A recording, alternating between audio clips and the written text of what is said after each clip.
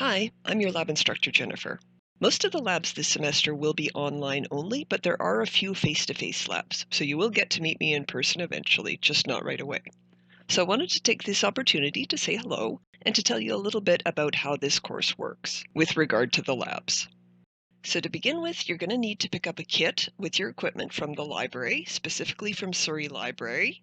And this is on loan to you for the duration of the semester. So you pick it up from the library and you give it back to the library at the end of the course.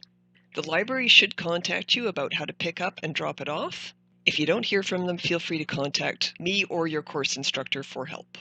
You are going to need it for the first lab period, which happens in the first week of classes. So some courses, the labs start in the second week of classes, but for this course, they start in the first week. So the schedule should be posted for you on the Moodle website. But make sure you pick up your kit in time for the first lab period.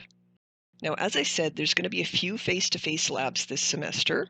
So if you've got a small equipment issue, like you're running out of wire or there's something that has a slightly loose connection, you can wait for the face-to-face lab period to get that fixed. If you've got something that can't wait, however, for example, you've got a piece of equipment that just plain doesn't work and you don't have a spare, then contact me or your course instructor and we'll arrange for you to pick up a replacement from our lab technician on the Surrey campus. The labs are worth 25% of your course grade and the final project's going to be worth 30%.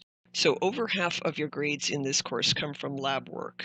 So we do work you pretty hard in the labs, and you should be ready for that. You're going to have one experiment to get through per week, and you get the full week to complete that experiment. So for example, we'll start the first experiment on the first lab period, and it'll be due 1 week later. And generally speaking, you will need that much time. The labs tend to run long. Even during semesters when the labs are taught face-to-face, it takes longer than the 3-hour lab period for you to complete your experiments. You do need the full week to get them done. So I find that it takes me about 6 hours to do the very longest labs, and I already know all the answers. So I think you should bank on it taking 9 hours maximum for you to complete the longest labs. So the 3-hour lab period and then about an hour a day for the rest of the week should be enough time for you. Most of the labs won't take you that long, but some of them do. So just be aware of that. The important thing is make sure that you don't start your lab the night before it's due or your life will be painful, because some of them are long. Now this semester, I'm going to have everyone handing in their labs at 1 p.m. on Fridays. So the lab periods are all on Fridays, either in the morning or the afternoon. And I'm just going to say 1 p.m. for everybody is when the labs are due. And you'll be handing them in electronically to me. I've got a separate video that explains how you do that. So the next thing I'll tell you about is the grading for this course, because it's a little unusual. So the labs will be marked out of 10, and you get 5 marks for handing things in on time, and another 5 marks for the quality of your note-taking. I don't take marks off for you getting things wrong. So what I mean by that is if I see in your logbook that you've misunderstood something, I'll point it out to you, but you don't lose any marks for that. The rationale for this is that I'm really here just to facilitate your education. You're the one who's really taking ownership of it. Everything you learn in the labs is stuff you're going to need to know in order to do the final project. So if something doesn't make sense, you really want to take ownership of that and say, okay, I need to work on this and really get a good understanding of it. I'm here to help you with that, but you really are the one taking responsibility for learning this stuff. So you don't lose any marks for getting things wrong, but you do lose marks if you don't take good notes. I've got a separate video explaining what I mean by taking good notes, but in summary, what it is that you need to take a good diary of what you're doing as you do it. And as I said, I've got a separate video for that. You should watch it carefully, maybe watch it a few times, because half of your marks come from how good your notes are in your logbook.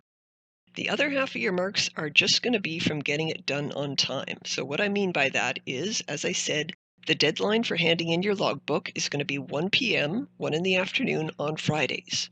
And you have to have handed in your book electronically to me by that deadline, and it has to be completely done. And if it's not, you lose the full 5 marks. So it has to be done on time completely, or you lose half of your grade right away.